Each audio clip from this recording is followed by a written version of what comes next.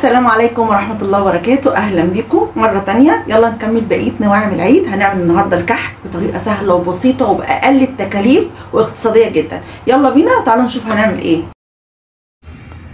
يلا بينا نصلي على الرسول صلى الله عليه وسلم ونقول بسم الله الرحمن الرحيم، ونوزن مع بعض كيلو دقيق.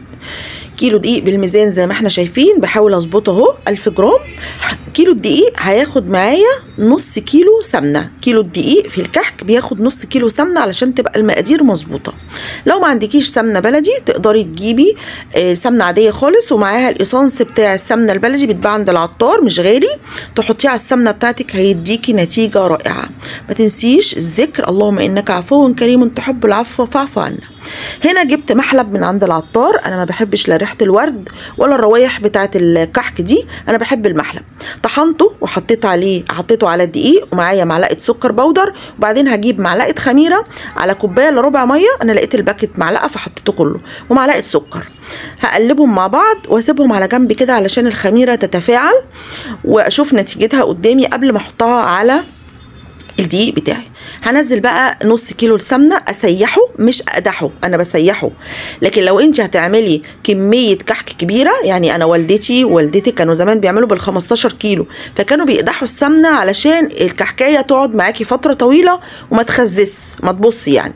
لكن احنا بنعمل مع بعض كيلو 2 كيلو، ده ما فيش مشكله، هيتاكل بسرعه. هسيح السمنه بتاعتي خالص، هدوبها يعني مش هقدحها لغايه لما تدوب معايا تماما وما يبقاش فيها اي حته فيها تكتلات، علشان لما وانا بعجن وببسس الكحك ما تبقاش مكلكعه تحت ايدي. هسيحها تماما وهاخد منها شويه صغيرين وهنزل عليهم 3-4 معالق سمسم. كل ما تحطي السمسم في الكحك بيديكي ريحه وطعم احلى. هحمر السمسم كده في شويه السمنه اللي اخدتهم من النص كيلو، انا ما حطيتش سمنه زياده، انا اخدت من النص كيلو معلقتين 3 اشوح فيهم السمسم. هنزل بقى المنظر الرائع الجميل اللي بيفكرني بامي الله يرحمها ده، هنزل بقى بالسمسم والسمنه اللي اتقدحت دي، نص كوبايه سمنه مش كتير، هنزل بيهم بقى على الدقيق وبقيه كميه السمنه بتاعتي كلها. هنزلهم بقى على الدقيق وابتدي اقلب كده. هاخد بقى السمنه اهي بقيت النص كيلو، هنزله بقى كده، انا مسيحاها بس مش قدحاها، وهبتدي بقى ابس الدقيق. بيبسوه تبتدي بقى تشربي الدقيق كله بالسمنه بتاعتك على ايدك كده بالراحه. طبعا انا عشان خد معايا وقت فاختصرت الفيديو عشان ما يطولش معانا. هدوب بقى السمنه كده، هشبع الدقيق بكل السمنه بتاعتي، ما تبقاش فيه ولا حته في الدقيق بيضه، بالراحه كده. طبعا السمنه هنا كانت سخنه فانا عملت بالراحه لغايه لما تتعجن معايا. هنزل بقى الخميره بتاعتي حبه حبه برضو، علشان ممكن في دقيق بيحتاج ميه كتير ودقيق لا، فانا هجرب بالراحه كده لغايه لما الدقيق بتاعي يتشبع ويبقى العجينه معاكي طريه وبتتشكل بسرعه. هغطيها كده واسيبها ترتاح عقبال ما اعمل العجوه بتاعتي على النار.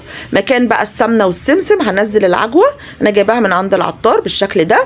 هحط لها معلقه سمنه بلدي، معلقه سمسم زي ما احنا شايفين كده، وهبتدي اهرس فيها بالراحه لحد لما تدوب معايا تماما بالهراسه كده، وهرسها واخليها جوسي كده كلها اهو زي ما احنا شايفين كده.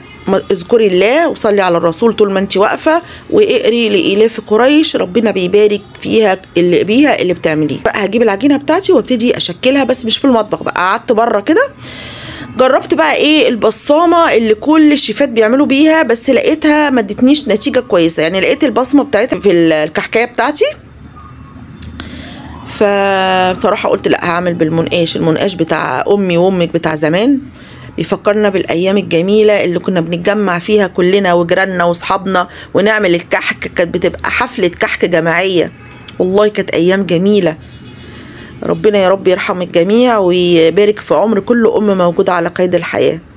كل سنه وانتم طيبين، عيد مبارك عليكم يا رب، وبلغنا ليله القدر ويحقق لكم كل اللي بتتمنوه. ما تنسونيش من دعواتكم الحلوه، ما تنسوش تعملوا اشتراك للقناه وتفعلوا الجرس عشان يوصلكم كل جديد.